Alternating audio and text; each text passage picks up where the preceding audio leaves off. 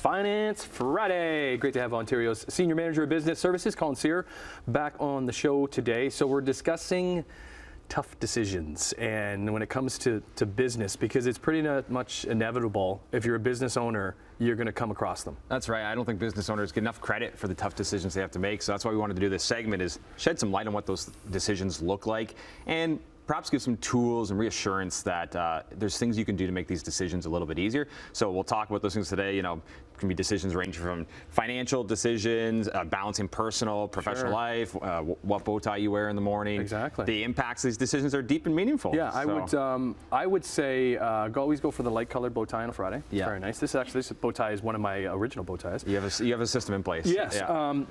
The thing too is personnel. That's immediately what I think when I think tough decisions. Being able to look at the personnel. Is this working? Do I have enough people? Do I have too many people? Do I need to cut costs somehow? The personnel is probably the hardest. These are deeply personal decisions. You're dealing with the people that make your business and have got you to where you are today. Managing HR, managing workplace conflict. How do you make those decisions, right?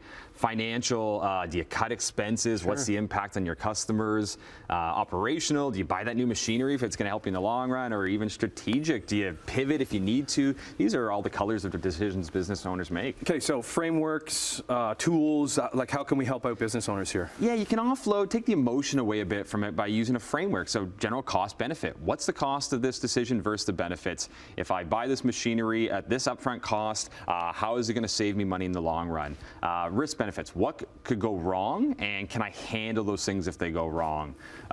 SWOT analysis, strengths, weakness, opportunities, threats tied to that decision, give you the broader picture, or even just your business plan. Does this align with my goals? And if it does, that might be making that decision a little bit easier. And making lists, like writing that down and looking at it, and then maybe writing it down and then stepping away from it and then going back to it again. Yeah, taking it from here, putting it there, and giving yourself that distance, I think, is super important. Okay, what about values? How can they kind of play a role in all of this? I really like this one. Every business owner should really know what they stand for, what their business stands for, whether it's, you know, affordability or a high quality product or sustainability or community.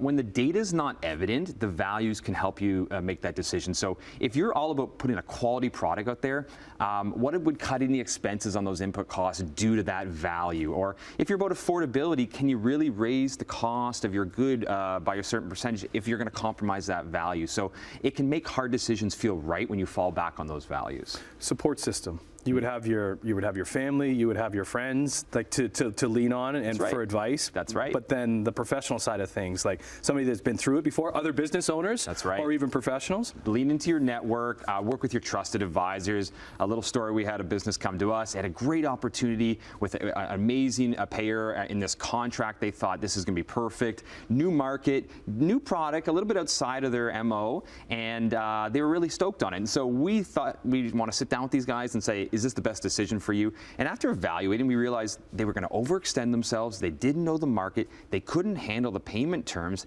And I think wisely they decided not to go forward with that.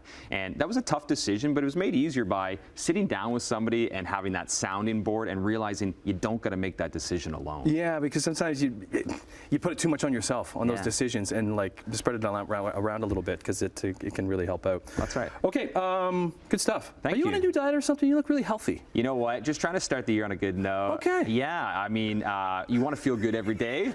That was an easy decision this year, I'll tell you that, Tim. Well, keep it up there, Colin Cyr. Email your questions to finance@firstontario.com. If your questions or topic is selected to be covered on air, you can receive a gift card from First Ontario.